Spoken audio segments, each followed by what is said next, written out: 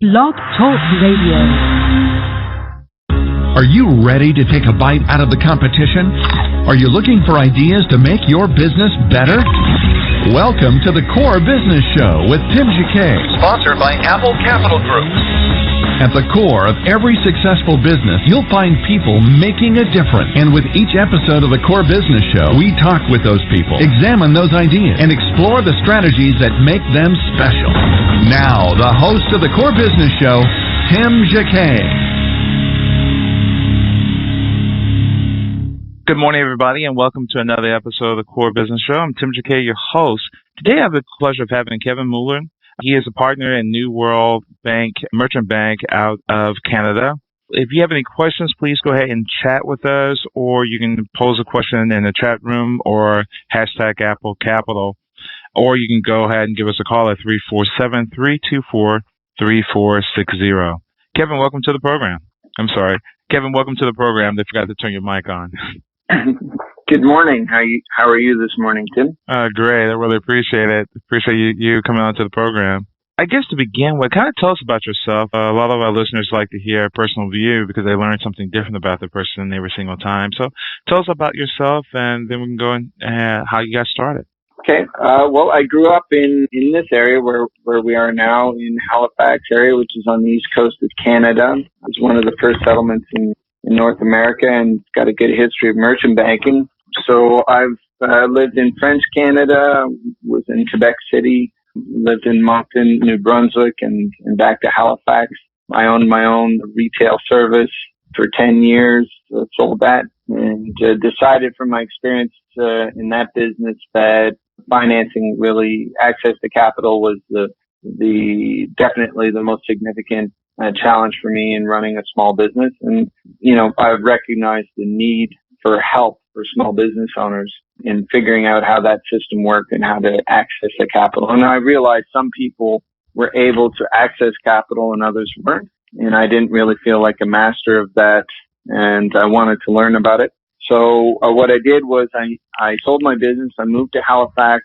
I started working in a car dealership, of all things, in the business office to learn how to write leases and just how the underwriting process worked.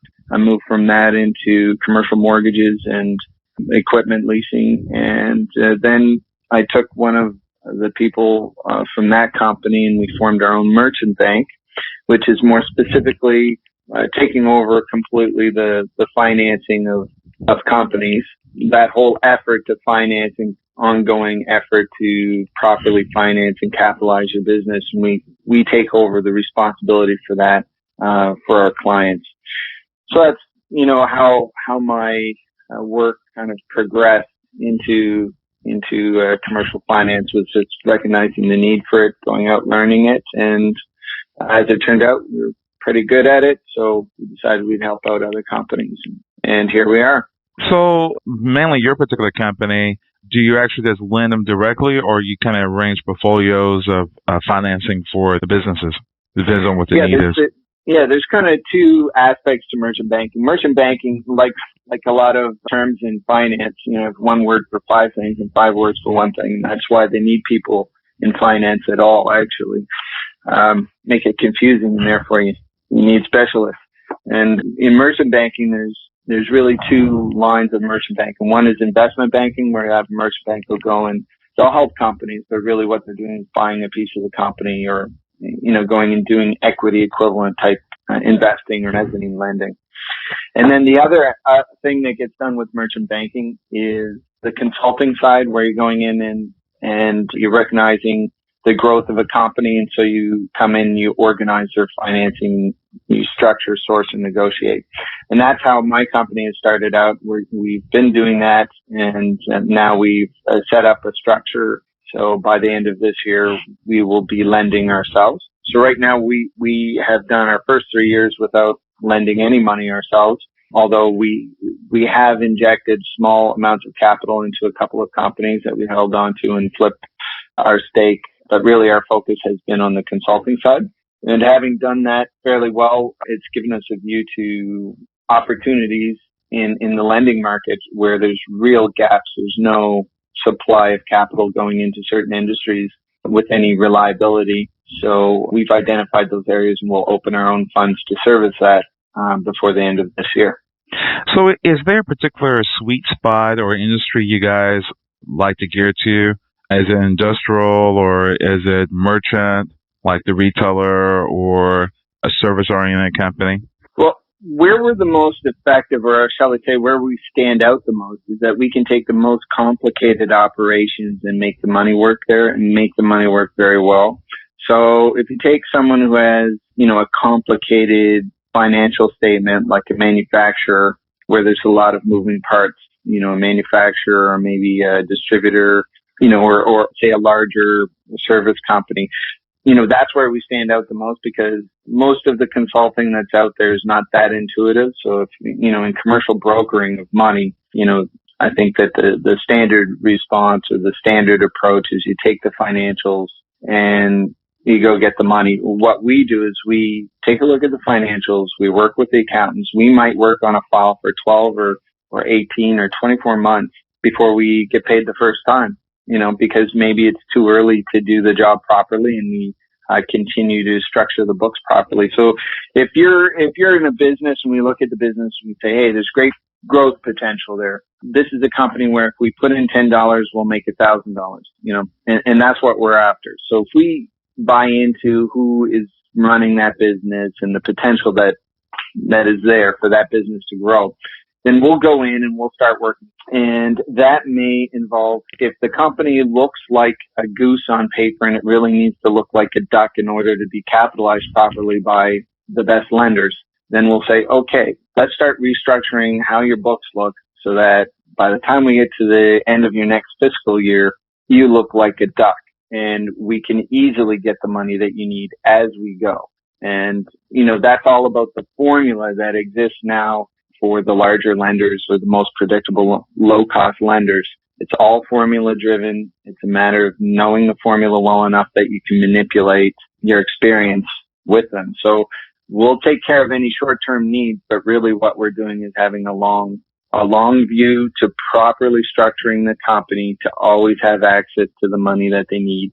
In other words, to be an ideal borrower, so that even if one institution fails you, perhaps they have a policy or a focus shift that bumps you outside of their formula. Mm-hmm. There's a lineup of other lenders who are waiting to have your business and to do what you need done because you've been so in the formula for the last couple of years. So, we're a little bit more consulting focused perhaps than most commercial brokering. But for us, that's really been the secret to our success. The more money that our companies make, the more that they need to borrow in order to continue to grow. And so it creates a lot of repeat business for us. What are the challenges you're seeing with businesses today? Is it mainly the capital or restricted lending environment or trade sales? Well, what are the common problems are you seeing? Well, if I was to simplify, obviously we're generalists and we take great mm-hmm. pride in knowing so many lending channels so intimately, being able to pick up the phone and just, in 2 to 5 minutes sorting out, what path this company is going to follow in terms of, what channel can we get into and really have success in, what lending channel we can get into and have success in and positioning ourselves to be properly facilitated. So, I think the greatest challenge for companies these days, it's the small business to the medium-sized business. And the larger you get, perhaps it becomes easier to manipulate almost. It's more responsive in the mid-market space than it is in the small space. So small business, nothing is built for the small business. It's all about where the lender gets their money from. That's where the formula comes from. It doesn't come from the business. So a lot of business owners have a hard time relating to the fact that where they get their money from, this service to them, lenders are lending to them, and small business owners look at that as if it's a service to them and they're the client and the bank is the provider. Well, when you go to a restaurant, you wouldn't want to sit down and then the restaurant just serves you whatever they feel like serving you. You want to have the meal that suits your appetite, your taste, your preferences. it doesn't not work like that with the banking system today. More so in Canada because there's less levels of banks. There's fewer different sizes of banks, and everything is much more actuarial only. Even the credit unions are becoming very, almost exclusively formula driven. So there's less and less relationship lending in Canada. There's almost none already. And we can see that may happen in the U.S. as well. So the big problem, to get to the end of that whole line of thinking, is the largest problem that we see evolving in the U.S. is twofold. One is that many of the companies are relying on global opportunities. The world is becoming smaller in that there are many more companies have access to many more opportunities. So it's a plus and a minus. You have access to more opportunities, but more competitors have access to your clients as well. Okay. And in order to compete in that world, you need to make adjustments, and you need to grow when you have nailed an opportunity. You need to grow with it immediately, right? You need to take advantage of opportunities at that time. And that all requires access to capital. And then what's happening in the financing world, it is not responding to that reality at all. It's going the other direction. So everything is becoming formula driven. And in the chartered bank world, in both Canada and the US, companies are expected to remain static, to not grow. And if you grow, you're expected to do that by selling equity in your company, dropping equity or taking it out of your savings and dropping equity into your company. So in other words, if you don't want to lose or water down your equity, you need to grow at the pace that your retained earnings grow, which is much slower than how your market opportunities likely are growing. Kevin, we're going to take a break real quick, and we'll be back as we continue that. We'll be back in a moment with Kevin Muller with New World Merchant Bank. We'll be back in a moment. You're listening to the Core Business Show, sponsored by Apple Capital Group. Apple Capital Group in Jacksonville, Florida, is a commercial lender that specializes in asset-based loans, equipment leasing and financing, invoice financing, commercial real estate loans, and asset-based financing in the U.S. and Canada. Apple Capital Group is a direct lender that lends on their private equity investment portfolio. 90% of most loans are decided within 2 hours, and vendor funding within 24 hours after documents are completed, with a one-page application. No slow no's, just a quick decision and a fast yes. To get more information about lending from Apple Capital Group, call 866-611-7457. That's 866-611-7457 to speak with one of our loan specialists. Or visit us right now at applecapitalgroup.com. Welcome back to the Core. Once again, here's Tim Jacquet. I'm sorry, now we're back again with Kevin with Merchant Bank. I'm sorry, Kevin. Go ahead and continue. Right. So I guess we were talking about, just being able to access capital has become more important because, market opportunities are becoming more global and competition is becoming more global as well. And what's happening on the access to capital side is that things are becoming more formula driven, mainly because the banks are more and more accessing their capital from money markets, international sources versus just their central bank. So that formula is being derived maybe in an Asian money market, and it may have very little to do with the reality of doing business in North America. And it's not about servicing; it's about limiting risk and having a predictable outcome.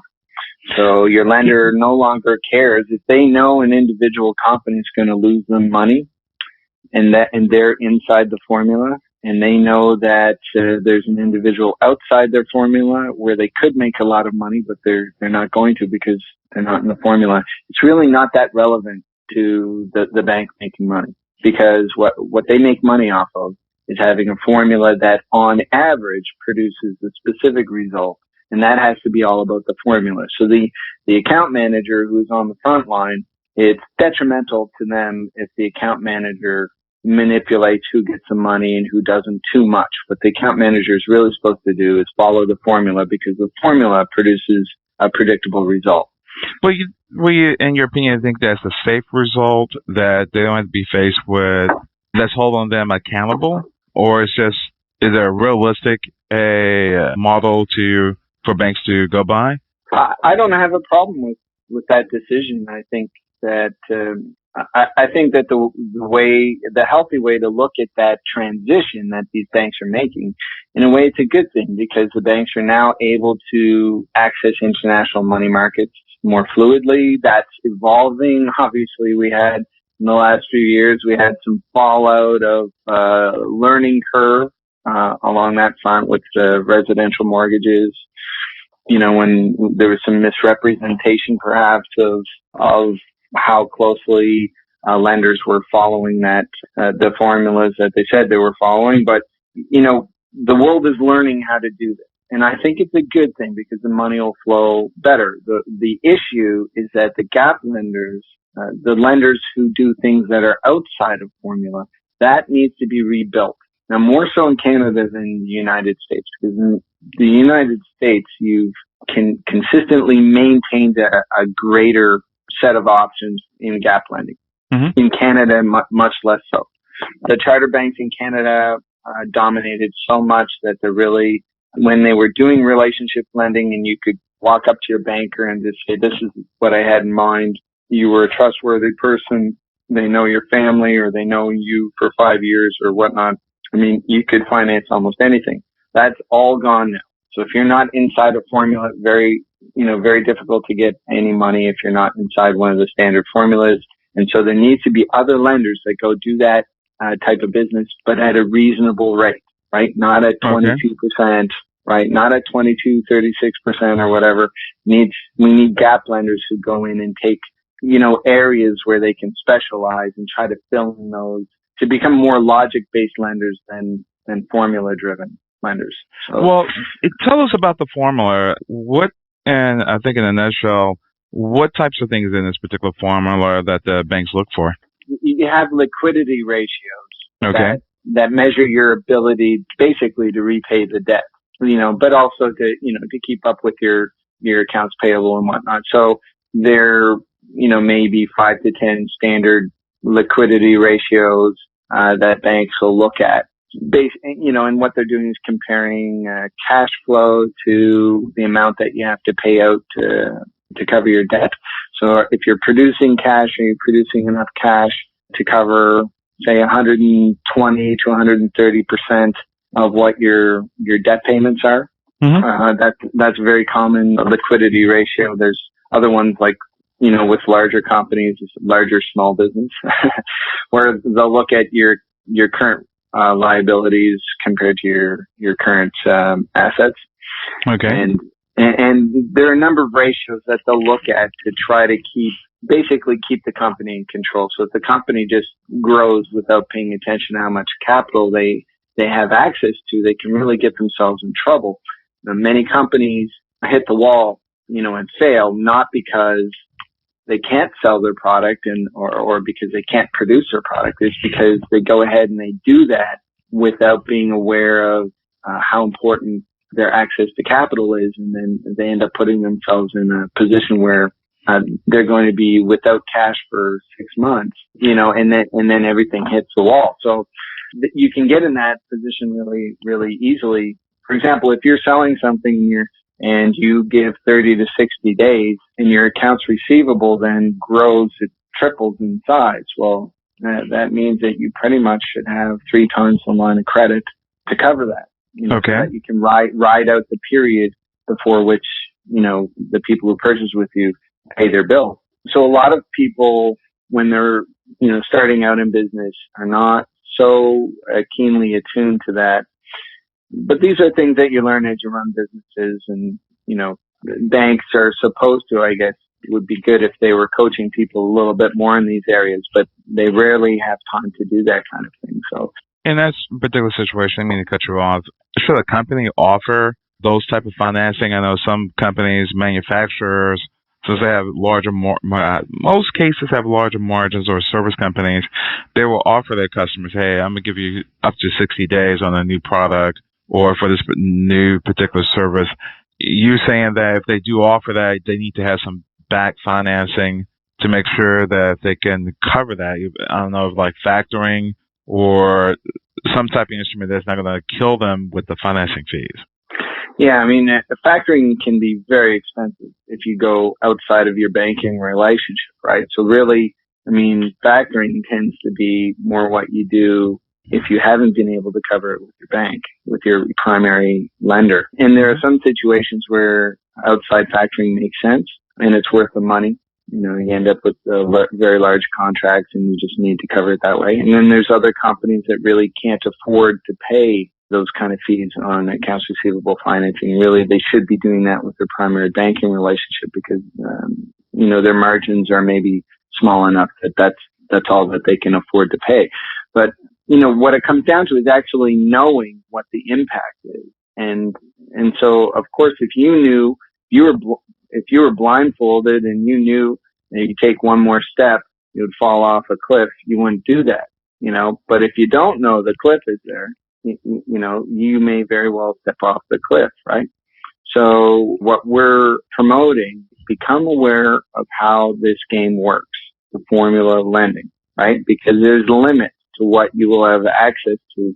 And if you want to go past or outside or beyond those limits, which is probably a good idea if you have a growing company, you want to go beyond those limits, you need to have a plan and you need to execute on that plan to make that happen. It's too complicated anymore. You know, all the baby boomers, when they grew their businesses, that is not what they experienced. They may have a hard time relating to the reality of how that has changed. And as I was saying, you know, it's more so in Canada, or it's happened earlier in Canada than in the United States. But it doesn't work on relationship anymore. Now it's about formula. So it's worth it to learn how to be good at manipulating that lending formula to get the money you need to grow your business. And if you need to drop in little pieces of equity or asset-based lending or other pieces like that that can help and really help you make it to the next level of bank financing, then that's what you should be doing. If you put $1 into your company and you can make $3 by having a dollar of capital, then really that should be one of the primary focuses of your business, is to become really good at doing that. And business owners don't usually have enough time or even the background to become familiar enough with how financing works to do that. So maybe they need some help. Wow. Do you think a lot of business owners just look blindly, they build it and take the attitude they will come? Yes. I think in our experience, we see that a lot. You know, someone will have a product, they realize there's a desire, a need, and a good response to their product or service. So they just start doing it, and the demand builds. And at a certain point, then, you know, they come in and they fill in the structure and the financing behind that. It's not a bad way to start a business, but at a certain point of growth, obviously you have to put the structure and the strategy in place, or you're going to come to one of those insoluble, you know, points in time, right? Where the cash just is not enough to maintain the structure that you have in place. So, you know, I would really emphasize in our experience that it's very important to be aware of how much cash, like how much you can do with the amount of capital that you have to work with, because there are limits. And if you go beyond those limits, you can spoil your lender relationships. You can put yourself in a bad situation where your ratios do not support what you need to even survive anymore. You know, so once you cross that line and you do more than what you had the cash to do, you're in a very vulnerable situation. So it's much better to get in there, understand how the relationship of growth and need for capital work, and then just do it intentionally, because many businesses fail because they're not deliberately rolling out a access to capital strategy. Well, okay. So kind of tell us about your process if someone comes to you looking for services, and also if U.S. companies can go to you as well, or you just exclusively mainly for the Canadian market? We have a few clients in the U.S., but we're primarily actually on the east coast of Canada. We have clients in Western Canada and down the New York area, but primarily our focus has been Atlantic Canadian business. Okay. And they come to you, what's the process that you would take them through for, and also what do they need to be prepared to give you if you actually begin talking? Okay. Well, one of the first things that we look at is how the business works. What are they selling? What's been the response or the development of their market so far? And that, I guess, is our way of understanding the immediate potential or the known potential of the company. We look at historically, what have they done so far? How well organized is their bookkeeping and accounting? How sophisticated is it yet? And we just try to recognize, proven potential. We recognize what's been developed in their company in systems in terms of how well have they learned how to use management or reporting tools. And then we look at, what's the unproven potential, right? Just the logical potential that the entrepreneur is espousing. And is it something that we have a very good gut instinct approval for, and if we're satisfied at the end of that we're dealing with good operators who are going to hang in there, they're going to work at this, they're going to be dedicated to succeed, they're going to make adjustments when they need to, they're learners, then we'll be interested in doing business with those people. And we'll put a proposal on the table for them of an ongoing relationship between our two companies. We'll basically take them under our wing if that proposal is accepted, and we'll just make sure that they survive and prosper. And I was just talking with one of the companies we're pretty proud of this morning. 2.5 years ago, he came to us. He was just about to have lines of credit shut down with his bank. Shortly after the credit crunch, they caught him using a line of credit for something he wasn't supposed to, and they were throwing companies under the bus then when they were trying to clean up their books as a result of the whole credit crisis. And this guy got caught up in that for something that normally wouldn't have been a big deal. And we took him. He was at $6 million then. He couldn't grow. Every time he took on new clients, it was a big deal because his line of credit was being reduced instead of increased. Anyway, we went in there. It was a good 18 months. We did some very temporary short-term things for him, but nothing significant. It took about 18 months for us to get everything turned around. And then, since then we've quadrupled his financing, all good things, which enabled him to grow. And he's now on pace for a $30 million a year as opposed to the $6 million a year he was when we first met him.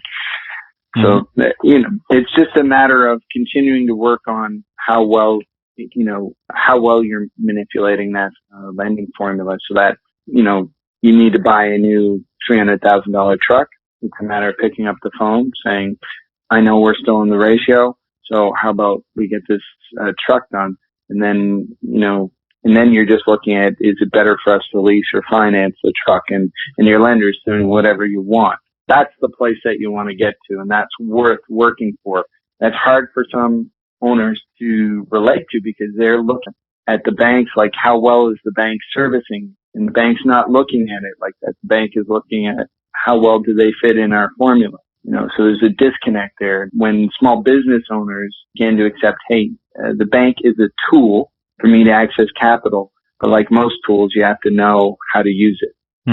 Wow. How can they contact you if they want to take a look at hiring your company? Well, we have a website. It's www.newworldmerchantbank.com. So there's a little explanation on there and a blog, and they can get in there and contact us through the website, or they can just call our toll-free number, which is 877-576-3566. And then reception will put them through, and we'll have one of our guys return the call and set up an appointment. Okay, perfect. And what's that number again? Your website again? The website is newworldmerchantbank.com. Okay. And our toll-free number is 877-576-3566. Perfect. And you're outside of, a few hours from Boston? Yeah, well, we're like a day's drive from Boston. It's about, if you're driving Canadian style, you can get there in about 10 hours. But, if you're driving the speed limit's probably 12 hours. But basically, we have clients who are a lot farther away, thousands of kilometers away from us, and we don't need to be in your backyard to do the job. Most of the deals that we put through, we never go face to face with either the clients or the lenders. It's, it's something that gets done over the phone and by email, and we work with the accountants, and it's all done.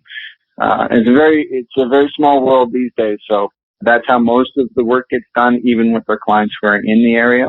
And, the face-to-face meetings and things like that are done strictly for relationship purposes rather than getting the work. Okay, great. I really appreciate it. I appreciate you doing the interview today. Thank you for your time.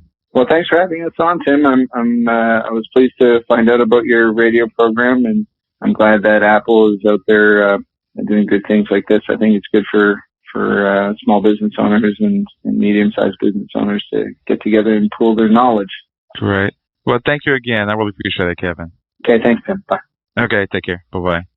Again, this has been another production of The Core Business Show with Tim Jacquet. You can download this episode on iTunes or on Blog Talk Radio. Thank you all for listening, and we do ask you, if you do have any comments or reviews, go ahead and email that to us, or also make comments, if you don't mind, within iTunes so we can get some feedback from you guys. Thank you for listening. Everybody have a great day. Take care. Thank you for listening to The Core Business Show with Tim Jacquet. For a free quote on equipment leasing and financing, visit our website, applecapitalgroup.com. That's applecapitalgroup.com. And fill out the information to receive your free quote. We hope you'll join us for our next episode. And remember, you can always get to The Core via iTunes. You'll find all our previous episodes there. Thanks again for listening to The Core Business Show with Tim Jacquet.